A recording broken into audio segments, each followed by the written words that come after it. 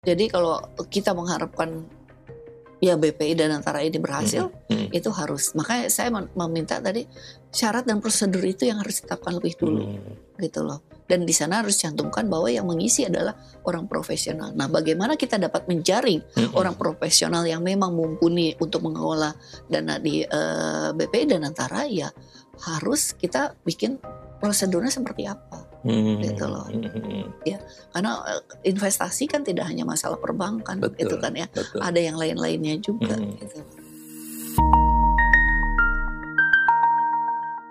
Jumpa lagi di Indonesia Insight Channel. Selamat pagi para pendengar. Kali ini kita akan membahas yang lagi viral, yaitu disahkannya Undang-Undang BUMN, di mana di dalamnya ada Danantara, PT Daya Anagata Nusantara, atau yang biasa disebut Danantara. Saya juga sedikit bingung ya, apakah bergembira dengan disahkannya pembentukan Danantara ini, atau memang harus berpikir ulang atau mengurut data, karena tidak sesuai dengan harapan di awal ini.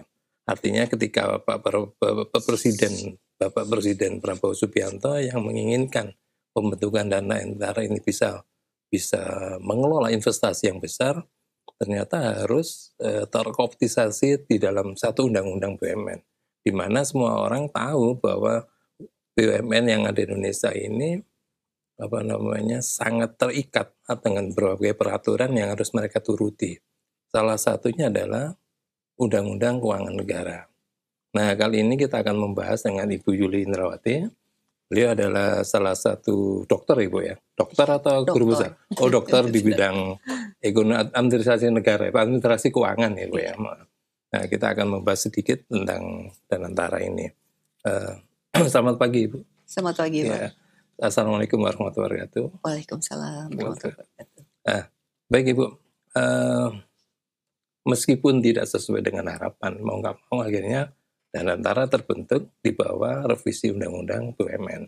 Dan kita tahu bahwa BUMN sendiri harus mematuhi semua peraturan ya, baik itu Undang-Undang PT, Undang-Undang BUMN sendiri, maupun yang salah satu yang sangat krusial adalah Undang-Undang Keuangan Negara. Nah, dengan terbentuknya Danantara di bawah undang-undang ini, bagaimana Ibu memberikan catatan khusus seperti itu, Bu?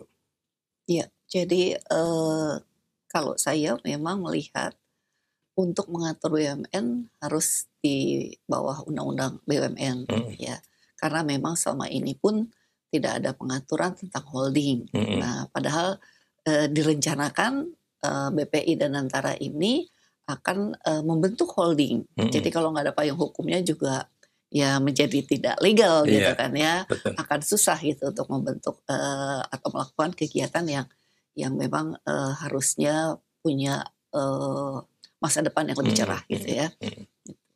Oke, tapi kalau di Undang-Undang BUMN tepat nggak sih, Bu? Karena kan banyak yang memberikan masukan bahwa awalnya jangan melalui review Undang-Undang BUMN, karena itu akan mengkerdilkan Danantara dan sebagainya.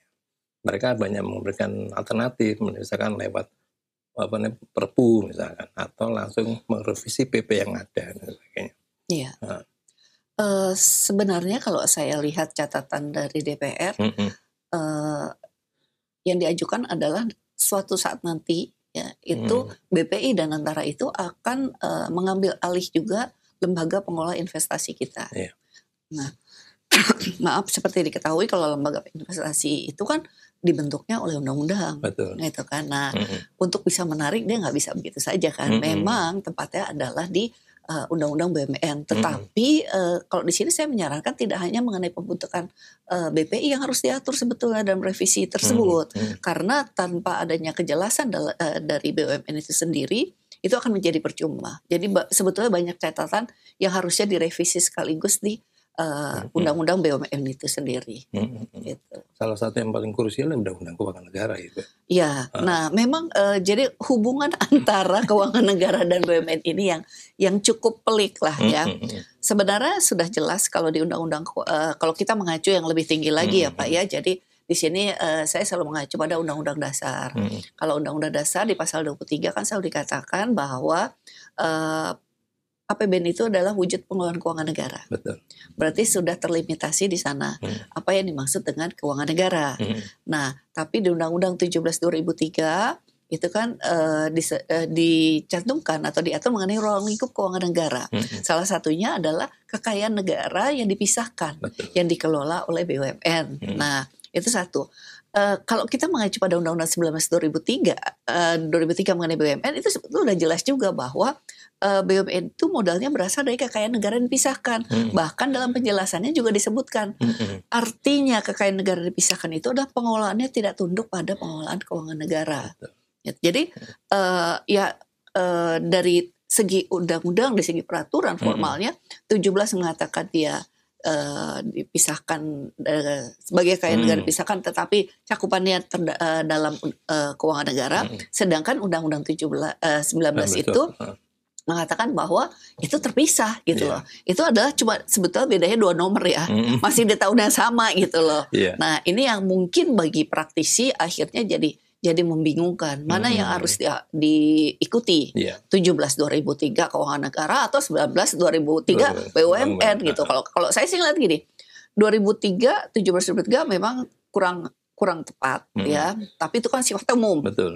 Harusnya kalau kita berbicara masalah BUMN, kita mengacu pada Undang-Undang BUMN itu, yaitu kekayaan atau penyertaan modal negara yang diserahkan kepada BUMN, ya dikelola oleh BUMN, itu ada kekayaan negara yang dipisahkan. Jadi tidak bisa lagi kita anggap sebagai kekayaan negara. Betul. Karena toh atas penyertaan modal tersebut ada saham yang diberikan. Betul. Kan nggak mungkin dong sesuatu itu atau subjek hukum sudah menyerahkan sesuatu tapi pengen masih diakui juga. Nah, tapi padahal udah ada imbalnya gitu kan ya. Bukan dividen ya, tapi di sini adalah dalam bentuk saham. Gitu. Berarti artinya kalau mereview atau merevisi Undang-Undang BUMN harus diikuti dengan review Undang-Undang Keuangan Negara. Itu wajib. Iya, hukumnya wajib. Karena nanti percuma saja secara aturan sudah ada aturan tertulisnya, tetapi nanti di praktek itu menjadi suatu pilihan buat para penegak hukum. Nah, ini karena imbasnya akan tetap saja menyulitkan buat para praktisi di BUMN gitu ya. Karena seperti yang terjadi saat ini, meskipun kemarin waktu salah satu dari kita yaitu dari UI gitu ya, dengan forum BUMN itu sudah mengajukan judicial review ya terhadap pengertian ke ruang lingkup keuangan negara tersebut, kita tidak berhasil. Dan kalau untuk di MA itu sebetulnya sudah ada juga ya. Jadi waktu itu dinyatakan oleh MA bahwa piutang BUMN khususnya perbankan itu bukan piutang negara, karena mengacu pada Undang-Undang 1 2004 yang menyatakan bahwa piutang negara itu hanyalah kewajiban yang harus diberikan gitu ya, disetor ya kepada pemerintah pusat gitu. Nah, tapi ya itu jadi dilematis kan, peraturan macam-macam ya, lalu di putusan juga macam-macam gitu ya. Nah, akhirnya banyak para pimpinan di BUMN itu tidak berani melakukan yang disebut sebagai kegiatan untuk membangun BUMN itu sendiri. Jadi kalau saya sih melihatnya sangat disayangkan gitu ya. Kita punya sumber daya yang banyak, tapi tidak bisa optimal karena ketakutan dari para direksi itu akan dikenakan ancaman tindak pidana korupsi. Itu salah satu poin yang di Undang-Undang Keuangan Negara itu. Ya. Ada berapa poin sih yang istilahnya menghambat para pengelola BUMN itu menjadi lebih profesional dan lebih mandiri. Iya. Sebenarnya tadi satu ya Pak yang mengenai status hukum keuangannya gitu kan ya. Yang kedua adalah penerapan dari BJR itu sendiri. Karena ya secara otomatis ya ini akan mengikuti paham dari pengertian ruang lingkup keuangan negara itu sendiri. Kalau misalnya memang sih dalam putusan MK tersebut dikatakan bahwa BUMN adalah kepanjangan tangan negara, maka dia dikatakan kekayaan negaranya tetap sebagai keuangan negara, tetapi dalam pengelolaannya adalah menerapkan business judgment rules. Nah, ini adalah suatu hal yang tidak mungkin dilakukan secara selaras ya. Karena satu, kalau dikatakan keuangan negara tujuannya adalah untuk kesejahteraan rakyat. Ya, jadi ada unsur publiknya di sana. Pasti yang dipentingkan adalah kepentingan publiknya. Sedangkan kalau business judgment rules itu kan kegiatan usaha. pasti dia akan mencari profit. Ya, nah kita bicara di sini ada BUMN yang Persero. Jadi kalau Persero kita tahulah gitu kan, bahkan di Undang-Undang BUMN disebutkan dia itu mengikuti yang namanya Undang-Undang PT. Betul. Nah berarti mencari profit kan. Nah kalau mencari profit tetapi di satu sisi masih dipegang gitu ya, diganduli oleh unsur publik, ya ini akan sulit gitu loh. Jadi makanya saya kenapa sih BUMN nggak bisa bergerak maju gitu ya? Karena ada saja yang mengganduli. Nanti kita akan bicara ke sana ya Pak. Iya. Nah itu dia yang keduanya ya, yang karena nggak mungkin bicara itu bisa berjalan gitu ya kalau masih ada unsur publiknya. Ya harusnya memang nanti akan dikatakan loh jadi nggak boleh BUMN kasih tugas publik, boleh. Tetapi hitungannya, nilai-nilainya, cara-caranya, prosesnya itu harus mengikuti sebagai badan hukum privat, gitu loh. Betul. Barulah dia nanti akan bisa bersaing ya dengan swasta. Karena toh kalau kita lihat PT-PT Persero yang untuk BUMN itu kan bergeraknya di bidang usaha yang sama lah kebanyakan ya. Misalnya di perbankan, gitu kan. Nah, bagaimana perbankan BUMN ini bisa berkembang maju atau bisa melakukan kegiatan yang lebih lebih kreatif lah gitu ya, betul. Dibandingkan dengan swasta gitu loh. Sedangkan swasta itu kan aturannya hanya undang-undang PT. Kecuali kalau dia misalnya bergerak di merupakan suatu PT yang terbuka, maka akan tunduk undang-undang pasar modal gitu kan ya. Nah, itu saja gitu. Jadi kita bisa bayangkan mungkin sebagai contoh lah gampangnya ya. Mana sih swasta yang bangkrut? Kalau memang dia sudah mapan ya manajemennya gitu kan ya. Bayangkan misalnya bandingkan antara mohon maaf perusahaan perbankan BUMN dibandingkan dengan pelayanan di perusahaan misalnya swasta, salah satu swasta lah. Mana yang lebih baik? Gitu loh ya. Mana yang lebih banyak digunakan gitu ya oleh masyarakat. Kan masyarakat selalu carikan mana yang bisa menguntungkan buat dirinya tentunya gitu kan. Buat apa repot-repot gitu kan. Itulah secara gamblangnya seperti itu gitu ya. Nah, yang unsur yang kedua adalah memang dalam Undang-Undang BUMN disampaikan atau diatur bahwa ada dua bentuk sebetulnya mengenai BUMN ini sendiri, yaitu yang namanya perusahaan umum dan perusahaan perseroan. Kalau perusahaan perseroan dikatakan memang dia ikut Undang-Undang PT, ya.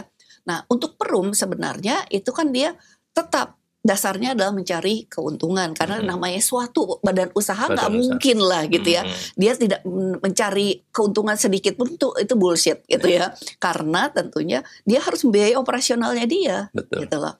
Cuma memang untuk perum itu karena dia 100% adalah modalnya dari negara ya maka dia lebih banyak tugas-tugas publiknya. Nah tapi yang ada sekarang ini ya sejak adanya undang-undang BUMN ini BUMN kita itu hampir ya mayoritas itu diarahkan menjadi PT. Betul. Gitu loh. Nah ini akhirnya menjadi tidak tepat gitu ya karena kalau PT itu memang harus profitable gitu ya, benar-benar tujuan utamanya gitu kan. Nah sedangkan kalau perum kan tidak. Nah tetapi banyak istilahnya tugas negara itu dibebankan ke yang justru PT, jadi tidak tepat gitu loh, ya kan? Kalau kita merujuk pada histori dulu gitu ya, sebetulnya BUMN kan ada 3 bentuk Pak. Jadi ada yang perjan, perusahaan jawatan, ada perum dan ada persero. Nah itu kalau kita membagi dari sisi tugas publiknya, maka kalau perjan itu adalah yang 75% lah. Itu untuk pelayanan publik. Makanya dia juga bentuknya bukan badan usaha gitu ya, bukannya PT gitu kan, bukan badan hukum. Dia adalah di bawah dari suatu kementerian teknis. Itu tepat karena memang dia pelayanan umum gitu kan ya. Dulu contohnya kereta api. Iya kereta api perjan ya. Nah itu yang sebetulnya yang paling jelas ya dia kereta api itu mulai dari perjan, perum akhirnya jadi persero gitu lah. Ya kan? Nah, bisa lihatlah perjalanannya seperti apa. Betul. Gitu ya. Karena ya tadi misalnya perseronya itu dibebani macam-macam, akhirnya dia juga tidak profesional. Baru belakangan ini kan profesional kan. Betul. Nah kembali lagi tadi jadi yang 75% itu memang di perjan gitu untuk pelayan umumnya. Tapi kalau yang di perum itu adalah 50-50. Gitu. Sedangkan persero itu memang ditujukan untuk mencari keuntungan. Betul-betul profitable itu ya. Profitable gitu loh. Jadi kita harus kembali lagi kepada bentuknya gitu. Bukannya berarti BUMN nggak boleh menerima, boleh gitu ya, asal sesuai dengan kondisi-kondisi dari bisnis gitu. Kalau ya maaf, kalau sekarang kan izin ya, penugasan banyak dilakukan oleh BUMN dalam bentuk persero. Ya, tapi perhitungannya itu tidak mengikuti hitungan perusahaan itu menjadi profit lah gitu. Makanya akhirnya akhirnya minta dulu gitu.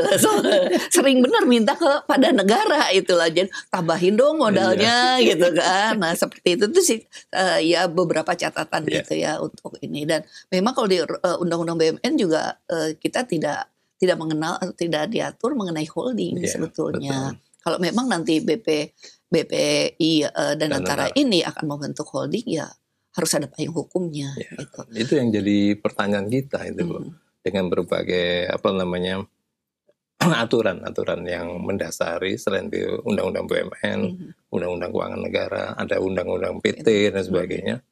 Bisa nggak sih Danantara itu melesat di sana? Kan harapannya kan begitu, Bu. Begitu disahkan, diumumkan, ditetapkan struktur dan sebagainya, ini bergerak maju langsung gitu kan. Masuk mengelola aset dan sebagainya. Ini pengelola aset BUMN juga jadi pertanyaan-tanya besar ya. Mana payung hukumnya gitu kan. Iya.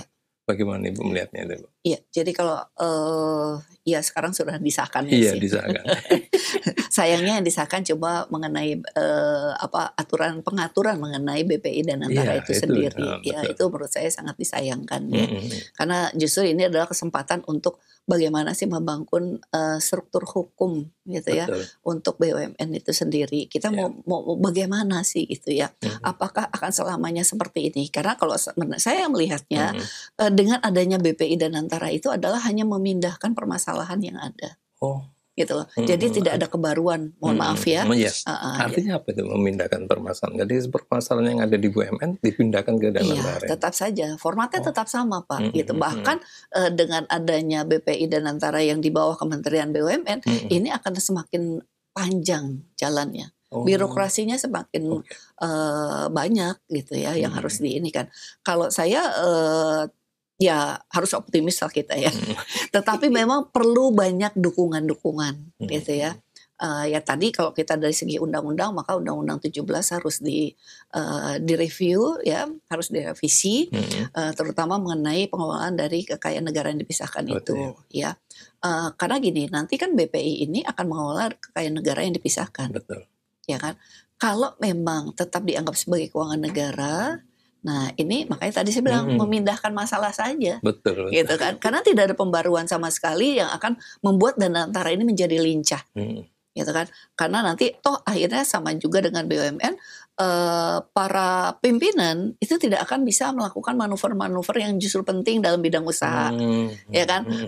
Kalau di usaha kan yang penting adalah kecepatan gitu kan ya, kreativitas gitu kan untuk mengambil suatu peluang. Nah, itu yang sayangnya nggak ada nantinya gitu loh. Saya sih khawatirnya seperti itu ya. Kecuali memang backup dari politik ya, itu cukup kuat sehingga mampu meniadakan norma-norma hukum. Betul. Gitu ya. Itu nggak apa-apa itu.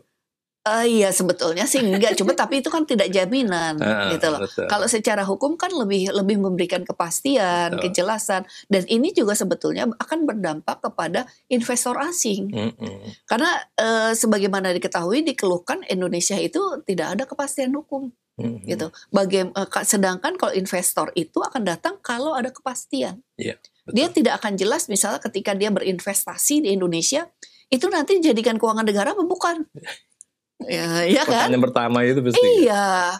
Dan lalu nanti kalau ada dispute gitu ya, kita akan berhadapannya dengan siapa ini? Dengan PT yang sama-sama sebagai misalnya badan hukum, atau kita berhadapan dengan negara. Gitu. Itu permasalahan utama gitu loh ya. Jadi memang tidak bisa main-main gitu loh. Ketika suatu si badan pengelola investasi ini dan antara ini sudah dibentuk, maka harus backupnya harus banyak dan harus kuat gitu. Oke. Nah kalau merujuk kepada proses di Panja itu kan, Ibu kan salah satu narasumber di sana. Kita juga mendapat informasi bahwa memang dari awal settingannya Danantara itu memang di bawah Kementerian BUMN, cuman laporannya langsung ke Presiden. Ini kan dapat informasi seperti itu. Tapi itu kan salah kaprah ya Bu ya. Dari sisi hukum kan sehingga ini gimana Ibu melihatnya ini? Apakah ada solusi Bu yang bisa memperkuat Danantara ini? Ya, secara organisasi ya itu tidak tepat ya, karena sesuatu kalau dibentuk ya di bawah ya misal di sini langsung BPI Danantara dibentuk di bawahnya BUMN, secara otomatis secara pertanggungjawaban itu adalah kepada yang menaunginya, gitu kan, nggak bisa otomatis langsung ke presiden, itu tidak mungkin. Ya, ini juga akan menjadikan suatu momen yang tidak tepat, gitu ya, memberikan celah-celah yang tidak tepat, gitu ya, Mas. Jadi untuk apa adanya Kementerian BUMN? Kalau dalam hal ini tidak dilapori, ya kan? Dia tidak bisa bisa mengendalikan. Jadi fungsinya itu apa? Gitu. Apakah hanya ingin menempatkan di suatu rumah gitu ya, dikasih kamarnya nih di sini gitu kan, atau seperti apa? Itu yang memang kemarin saya sampaikan juga di Panja gitu ya. Kalau memang kementerian karena normanya yang diinginkan adalah waktu itu Menteri BUMN itu mendapatkan langsung kewenangan secara atributif dari presiden. Setelah itu, nah karena dia mendapat kewenangan atributif dari presiden untuk melakukan pengelolaan BUMN, maka BPI Danantara ditempatkan di sana. Nah, tetapi dengan konstruksi yang ada, di mana nanti pertanggungjawaban disampaikan kepada presiden dan Menteri BUMN hanya mengawasi, ya, itu saya melihat ada suatu keengganan gitulah untuk menyerahkan secara utuh BPI Danantara ini di bawah Kementerian BUMN. Hanya minta rumah saja gitu, dikasih baju aja lah gitu. Itu dari negara berarti ya minta. Iya, dia dari kemauan politik mungkin ya, saya nggak tahu ya, tapi ada skenario seperti itu saya lihat gitu kan. Ya, karena kalau memang ingin diserahkan di BUMN tentu tanggung jawab pada BUMN. Laporan bisa kepada presiden.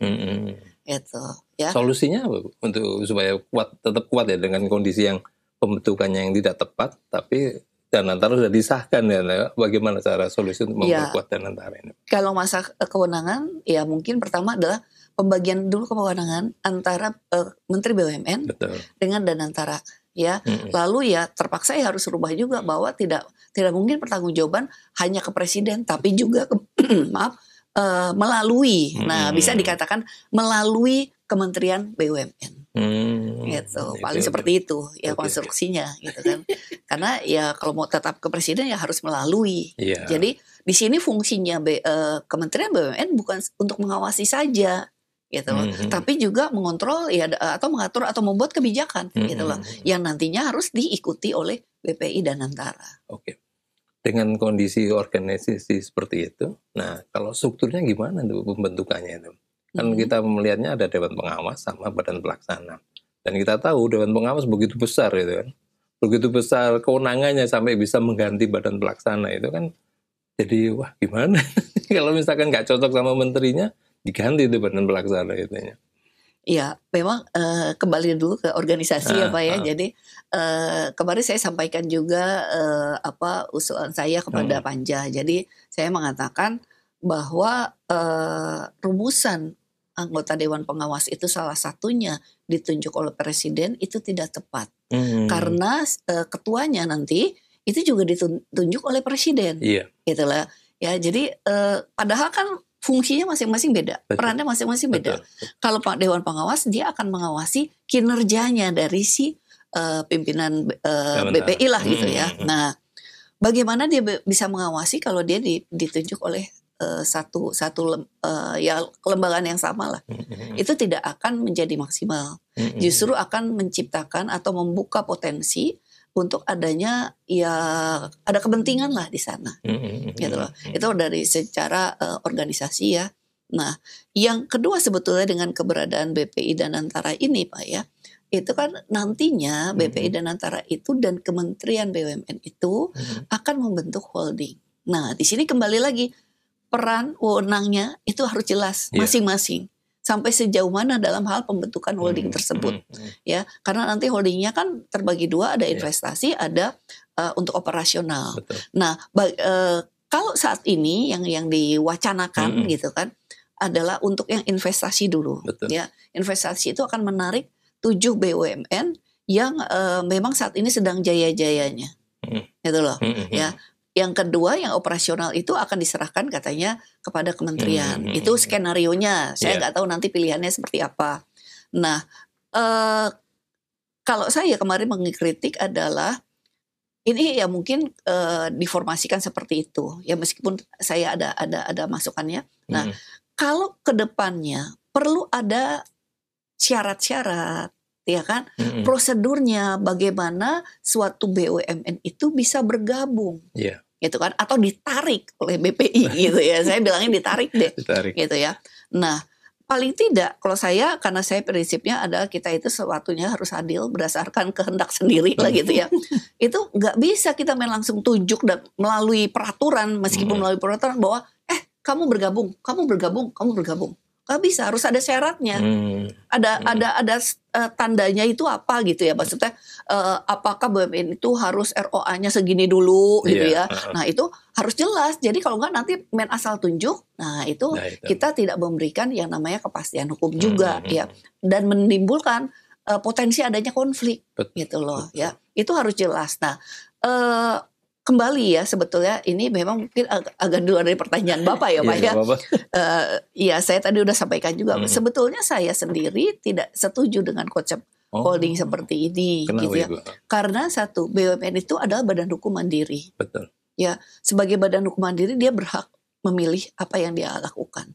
Ya, kalau dia masih di bawah yang sesuatu lain-lainnya, itu dia tidak akan mandiri, itu jelas ya, dengan adanya kondisi di Indonesia, kecuali Indonesia itu sudah bisa mampu memisahkan ya atau mengikuti konsep dari badan hukum itu sendiri ya. Sekarang 7 yang udah bagus ditarik untuk apa? Dia sudah bagus kok. Iya betul. Gitu loh. Ya. Berarti artinya kalau konsep investasinya kan butuh seperti itu, Bu.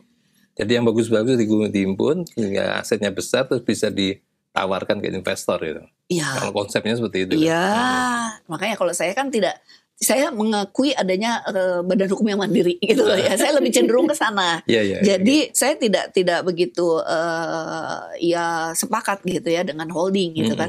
Kecuali memang holding ini membawa manfaat untuk yang bergabung. Ya bukan ada skenario lain gitu kan ya. Karena gini, ya setiap badan hukum pasti dia punya visi misi kan Pak, yang akan dicapai gitu kan. Nah itu visi misi yang akan dicapai itu ya dia pasti akan upayakan sebaik mungkin. Ya contoh saja dulu yang 7 BUMN ini kan tidak ada apa-apanya kan. Sekarang dalam waktu dekat ketika mulai ada perubahan-perubahan, dia menjadi melesat. Nah kalau dia sudah melesat, ya, apakah nanti tidak akan ada apa ya, maksudnya perbedaan mungkin ya, meskipun dia satu bidang bisa ada perbedaan visi misi kan Pak, gitu. Kayak misalnya BRI kan tujuannya adalah untuk rakyat kecil, maka dia semua tersebar sampai ke desa-desa. Apakah bisa diikuti oleh BNI, Bank Mandiri, gitu kan ya? Pasti pangsa pasarnya kan beda-beda gitu loh. Ya kalau nanti dikatakan wah nanti asetnya bisa dilihat gitu bahwa itu adalah sesuatu yang besar. Saya belum lihat sih ya, maksudnya saya konsep itu saya nggak mengikuti itu karena konsep saya adalah badan hukum yang mandiri. Nah lalu nanti bagaimana? Apakah dengan demikian saham negara yang ada di BUMN tersebut akan ditarik ke BPI? Nah karena ada wacana yang saya dengar nanti dividen yang diperoleh oleh BPI ini hanya akan digunakan untuk BPI untuk mengembangkan kegiatannya lah gitu ya, tidak jatuh ke negara. Nah itu skenarionya. Jadi kalau menurut saya ya terus buat apa buat negara? Ya kan. Padahal kalau kita lihat ini BUMN yang ini adalah persero semua kan, yang memberikan dividen pada negara. Menarik itu Bu. Kita kembalikan itu namanya yang secara organisasi bahwa pemerintah presiden juga bisa menunjuk dewan pengawas dan sebagainya. Kami melihatnya ini untuk menghindari orang-orang yang tidak tepat. Artinya khawatirnya kan memang bukan rahasia umum, Bu. Banyak titipan yang misalkan dari parpol nitim merasa berjasa untuk mengugulkan revisi undang-undang itu akhirnya ada yang nitip dan sebagainya. Mungkin karena fakta isu-isu seperti itu akhirnya diambil alih oleh presiden bahwa presiden akan menetapkan itu kan. Ya kalau saya sih kalau hanya mengangkat dan memberhentikan itu bisa oleh presiden, tetapi harus melalui prosedur. Ya dia secara formalitas sebagai kepala pemerintahan dia punya kewenangan itu. Betul. Ya, tetapi kalau kita bicarakan masalah penempatan orang-orang itu saya kurang setuju. Karena kalau memang BPI ini diharapkan membawa manfaat, harus diisi oleh orang-orang profesional. Kita ngacu deh kepada Temasek. Temasek itu dia bahkan menyatakan diri dia adalah dia badan hukum privat. Betul. Ya, dan dia diisi oleh orang-orang profesional. Betul. Gitu loh. Jadi kalau demikian kan hubungan kerja ya itu akan lebih jelas gitu loh. Nah, makanya tadi di awal saya katakan keberadaan BPI itu kayaknya cuma memindahin masalah gitu loh. Betul. Sepanjang konsepnya masih seperti itu. Bahkan justru mohon maaf ya izin kalau misalnya presiden diberikan kewenangan untuk menunjuk, justru memberikan potensi atau peluang ya adanya kepentingan lain. Gitu. Ya, karena presiden mau tidak mau diakui oleh kita dia adalah figur politik juga kan. Betul. Gitu. Ya, kalau politik ya memang adalah pada pilihan-pilihan. Saya tidak mengatakan politik jelek, tidak, karena itu adalah yang saya anut ada politik itu ada pilihan-pilihan. Nanti tergantung mau milihnya yang mana, gitu kan. Itu saja. Oke. Berarti artinya supaya lebih aman dan antara mengikuti aturan main yang ada aja Bu ya. Iya. Tetap kalau yang seperti tadi alas kewenangan ya. Iya. Kita bicara alas kewenangan. Kalau misalkan penugasannya dari Kementerian BUMN harusnya kembali ke sana ya. Iya. Bukan ke presiden langsung atau bagaimana. Tapi karena sudah terlanjur ya alas kewenangannya dari Kementerian BUMN, tapi pelaporannya ke presiden itu yang. Iya. Tapi diakali dengan melalui Kementerian BUMN. Iya, seperti itu. Dan memang harus ditetapkan syarat-syaratnya. Saya tidak tahu naskah yang terakhir ya, karena waktu itu saya di Panja saya sampaikan bahwa harus jelas kewenangan dari organ-organ tersebut, terus syarat pemilihannya gitu kan ya, orang-orangnya seperti apa, itu harus jelas diatur. Gitu. Seperti kalau kita mengacu pada LPI itu udah lengkap kan, semuanya udah ada gitu loh. Berarti ini berkaitan dengan meritokrasinya tuh ya. Iya Pak. Tapi kalau itu perlu untuk penguatan itu apakah perlu cukup melalui PP peraturan pemerintah atau Perpres atau bagaimana? Bisa sih Pak melalui PP ya karena secara umum diatur di Undang-Undang BUMN lalu rinciannya bisa dengan PP. Gitu. Tapi ya harusnya benar-benar rinci gitu ya. Karena kini kalau saya dari hukum administrasi negara kan melihatnya selalu pada kewenangan. Betul. Kalau orang tidak punya kewenangan ya nggak akan punya alas secara hukum dia untuk melakukan tindakan-tindakan. Gitu kan. Iya, artinya memang dibutuhkan itu ya. Iya. Itu kan mungkin dalam 1 tahun ini nggak bisa bergerak cepat ini ya. Dan antara ini ya. Tergantung sih ya. Dalam beberapa hal itu saya suka lihat ya peraturan itu kalau memang diinginkan itu bisa cepat sih Pak. Gitu kan. Misalnya kalau kita mengacu pada peraturan-peraturan yang berkaitan dengan keuangan gitu ya. Kalau Menteri Keuangan itu biasanya kalau payung hukumnya sudah dibentuk tuh yang belakang yang kecil-kecilnya itu udah siap. Gitu loh. Jadi pun kalau misalnya perubahan di atas tinggal ngikutin. Tapi udah siap, bukannya sama sekali kosong. Iya. Nah ini begitu. Saya nggak tahu apakah sudah adakah rencana ke depannya gitu ya kecepatannya itu bisa menyamai itu apa tidak. Harusnya sih kalau kita punya harapan besar pada BPI dan Antara harusnya itu sudah siap. Jangan kasih maksudnya sesuatu harapan palsu lah gitu ya. Tidak sesuai keinginan harapan dan sebagainya gitu. Itu kata kuncinya jangan sampai hanya memindahkan masalah itu. Benar. Gitu. Dan satu lagi Undang-Undang Keuangan Negara ini harus jadi perhatian pemerintah ini. Tapi nggak tahu ketika proses panja itu emang disinggung di situ atau bagaimana? Saya singgung Pak, karena justru itu menurut saya itu adalah akar masalahnya. Dari kenapa BUMN kita itu tidak bisa maju. Katanya, maka ketika saya paparkan itu adalah pertama yang saya singgung adalah mengenai ruang lingkup keuangan negara itu. Jadi mau tidak mau harus. Gitu. Itu termasuk yang pelimpahan itu kan lewat undang-undang itu presiden memberikan kewenangan kepada Menteri Keuangan sebagai pemegang kuasa saham ini. Sebagai perwakilan negara. Wakil negara dalam kekayaan negara yang dipisahkan. Cuman dilimpahkan lagi ke Menteri BUMN. Iya, nah itu harusnya ada juga ya di sana gitu loh. Nah itu kalau nasibnya dan Antara seperti apa Bu kalau sudah ada begitu Bu? Maaf secara fakta ya Indonesia biasanya melakukan terobosan-terobosan meskipun kadang kurang tepat ya. Beberapa tahun ini kan digadang-gadangkan selalu adalah suatu badan yang namanya sifatnya sui generis. Betul. Dan segala macam bisa diatur di sana. Seperti yang diterapkan dalam pembentukan LPI. Itu dikatakan dia adalah lembaga sui generis, maka sebetulnya banyak aturan dari undang-undang keuangan negara maupun undang-undang perbendaharaan negara itu sudah dipangkas. Gitu loh. Nah, kalau saya melihatnya janganlah semuanya dikondisikan seperti itu. Gitu loh. Kita punya kok konsep-konsep hukum yang memang harusnya bisa menjembatani itu ya. Jadi kalau dia sebagai badan hukum secara otomatis itu sudah sui generis. Gitu loh ya.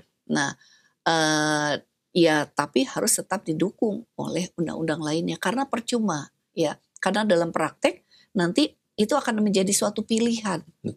Nah, padahal itu yang tidak diinginkan oleh suatu bisnis, ya kan? Dia ingin kepastian. Nah, nanti kalau saya melakukan A, gitu ya, akan dinilai sebagai kerugian negara atau enggak kalau dia gagal, gitu kan? Ini ya akan terulang lagi seperti itu, gitu loh. Ya, jadi memang kuncinya adalah di ruang lingkup keuangan negara tadi. Menarik itu sebenarnya. Yang kita butuhkan memang bagaimana memperkuat dan antara dengan konsep yang ada seperti ini, itu ya. Salah satunya. Mudah-mudahan para legislatifnya juga bisa merevisi ya undang-undang keuangan negara. Mudah-mudahan, karena memang terus terang Pak banyak paham mengenai keuangan negara ini dalam arti ada yang pro, ada yang kontra. Betul. Ya dengan perspektifnya masing-masing gitu loh. Tapi kalau saya kembali lagi kepada perspektif hukum gitu. Kalau kita konsep kita kan sudah paham lah gitu ya, kalau dalam melakukan tindakan dalam pergaulan hukum itu ya harus hanya dapat dilakukan oleh subjek hukum gitu. Karena badan hukum ini kan adalah salah satu subjek hukum gitu loh. Jadi ya kita kembali lagi ke sana. Jadi ini bukan suatu paham yang baru sebetulnya. Betul. Gitu loh. Nah, jadi kalau yang lain mungkin bisa menggunakan perspektif lain, ekonomi atau dan lain-lainnya, tapi kalau perspektif hukum itu seperti itu. Kalau sedikit melihat ke perbankan ya Bu ya, waktu pemilihan cara POD-nya sama POC ya mungkin ya, itu kan melalui fit and proper test yang sangat ketat, itu melewat OJK dan BI dan sebagainya. Apakah mungkin ini diterapkan di Danantara itu Bu, untuk memilih orang-orang yang tepat sebagai profesional itu Pak? Itu harus Pak. Jadi kalau kita mengharapkan ya BPI Danantara ini berhasil, itu harus. Makanya saya meminta tadi syarat dan prosedur itu yang harus ditetapkan lebih dulu, gitu loh. Dan di sana harus cantumkan bahwa yang mengisi adalah orang profesional. Nah, bagaimana kita dapat menjaring orang profesional yang memang mumpuni untuk mengelola dana di BPI Danantara, ya harus kita bikin prosedurnya seperti apa, gitu loh. Ya, karena investasi kan tidak hanya masalah perbankan, gitu kan ya. Betul. Ada yang lain-lainnya juga, gitu loh. Tapi itu memungkinkan Bu ya dalam waktu yang dekat ini ya. Ya itu kembali lagi kepada keinginannya, niatnya seperti apa gitu. Apakah hanya ingin sesuatu yang bombastis ya dengan membentuk BPI Danantara, ataukah memang itu memang diharapkan untuk melakukan perubahan? Maka harus peraturan yang lebih teknisnya itu harus segera dibentuk. Lebih rigid itu ya laporannya. Harus gitu loh. Tujuannya untuk memperkuat Danantara. Iya. Gitu atau loh. memang sengaja dibentuk dengan apa adanya sambil jalan memperbaiki semua perangkatnya itu. Kalau saya tidak paham yang itu Pak. Kalau kita memang menginginkan sesuatu, ya harus disiapkan lah sampai ke anak cucunya lah gitu kan. mungkin sudah disiapkan, cuman momennya yang tepat, menunggu momen yang tepat untuk diperbaiki dan sebagainya. Iya itu sebetulnya justru saat inilah momen yang tepat untuk memperbaiki atau membangun strukturnya, gitu loh ya. Seperti apa? Nah ini mumpung gitu loh.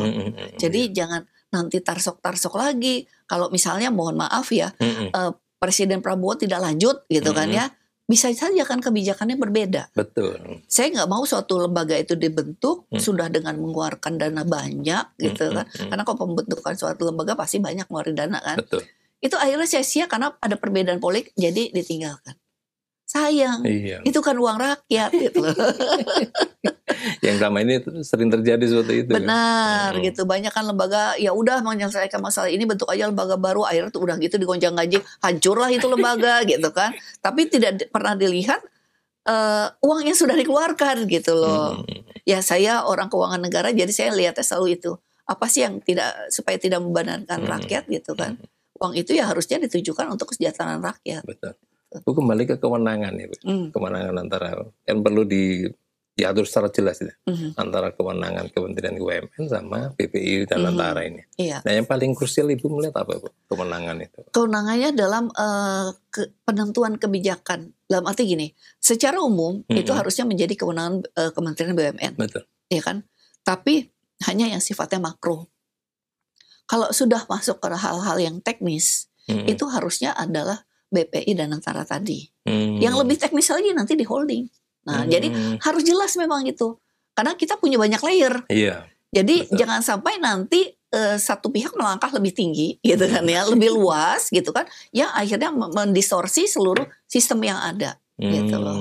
Ya kan? Betul. Bahkan kalau di yang saya usulkan kemarin, kalau ada pelampauan kewenangan tersebut harus jelas sanksinya. Gitu loh. Ya, kita kan ingin membangun yang suatu sistem yang baik dong. Iya. Gitu kan. Betul. Semuanya harus on the track lah gitu. Itu yang mungkin belum kelihatan itu ya. Iya. Misalkan kita melihat bahwa ada dorongan pokoknya yang BUMN sehat langsung masuk ke BPI. Sedangkan yang tidak sehat masuk ke Kementerian BUMN itu kan. Sementara BUMN juga nggak mau kalau dibebani yang tidak sehat gitu kan. Iya. Itu harus jelas memang harus kewenangannya itu. Iya. Nanti mohon maaf ya saya tambahkan gitu ya. Karena nanti ada hubungan lagi antara misalnya holding dengan anak perusahaan. Nah itu. Wong sekarang aja masih ricuh gitu kan ya. Apalagi nanti ya itu tadi memindahkan masalah ke BPI dan Antara ini gitu loh. Karena banyak pihak mengatakan bahwa anak perusahaan BUMN itu adalah BUMN. Gitu. Kalau saya kembali lagi kepada yang tadi Badan Hukum Mandiri. Gitu kan. Hubungan antara holding ya induk perusahaan lah gitu dengan si anak perusahaan itu hanya sebatas menyerahkan modal gitu kan ya. Nanti dia akan mendapatkan imbal jasa. Gitu. Kalau misalnya kebijakan nanti itu tergantung porsi dari sahamnya kan. Kan ditentukan di RPS dong. Betul. Berapa persentasenya berarti dia suaranya berapa apa segala gitu. Itu kalau saya lebih ke arah sana. Kalau di situ sudah dibereskan, makanya tadi penting untuk mengatur juga atau merevisi undang-undang PT gitu ya. Nah, karena akan jelas kedudukan antara induk perusahaan dengan anak perusahaan. Gitu. Nanti di sini ya jangan sampai ada istilah bahwa anak perusahaan itu hanya membebani induk perusahaan. Sebetulnya itu nggak bisa terjadi kalau kita menggunakan konsep hukum tadi, di mana bahwa antar badan hukum itu ya mandiri, gitu loh. Ya, selama ini terjadi kenapa menjadi beban? Ya karena ya itu tadi perlakuannya sama seperti negara kepada BUMN, gitu kan ya. Ketika BUMN butuh modal dikasih, ketika ada risiko ditanggung negara. Nah, ini terjadi terus, makanya nggak bisa maju. Mudah-mudahan tidak terjadi ke BPI. Makanya penting sekali tadi ya untuk kita memulainya itu adalah dari ruang lingkup keuangan negara tadi. Gitu. Jadi kuncinya di keuangan negara. Ya? Keuangan negara dan juga ya tadi undang-undang PT bahwa itu adalah masing-masing badan hukum mandiri gitu ya. Okay. Kalau tadi di holding itu tidak cukup di undang-undang BUMN Bu ya. Tidak. Kemarin kan ada beberapa poin yang salah satunya juga melalui privatisasi anak usaha dan sebagainya. Nggak cukup di situ. Tidak cukup. Jadi kalau menurut saya karena nanti pasti yang di holding itu kan Persero ya. Betul. Nah, maka di undang-undang Persero itu yang harus diatur perihal holdingnya. Ini memang holding secara umum. Nah, khusus untuk holding BUMN diatur di sini. Gitu loh. Harusnya seperti itu. Kemarin sih saya sudah usulkan. Gitu. Waktu di Panja itu ada nggak kemungkinan membentuk undang-undang dan Antara sendiri itu? Nggak tercetus ya. Nggak tercetus. Mereka berpikir bahwa kalau membentuk undang-undang baru butuh waktu lama. Lama ya. banget emang. Padahal seperti yang disampaikan tadi perlu kecepatan. Iya. Gitu loh. Oke. Saya kira cukup Ibu. Terima kasih. Dan menarik banget. Jadi kuncinya mudah-mudahan para pengelola negara memahami ini kan. Bahwa bukan hanya dibentuk, setelah itu ditinggal gitu kan. Tapi enggak. Dipersiapkan secara matang perangkat hukumnya dan sebagainya supaya untuk semakin memperkuat BPI dan Antara ini. Menarik Bu. Terima kasih. Kita tadi obrolan menarik dengan Ibu Yuli Indrawati. Mudah-mudahan di lain kesempatan kita bisa ngobrol lagi Bu ya. Insya Allah. Terima kasih. Terima kasih.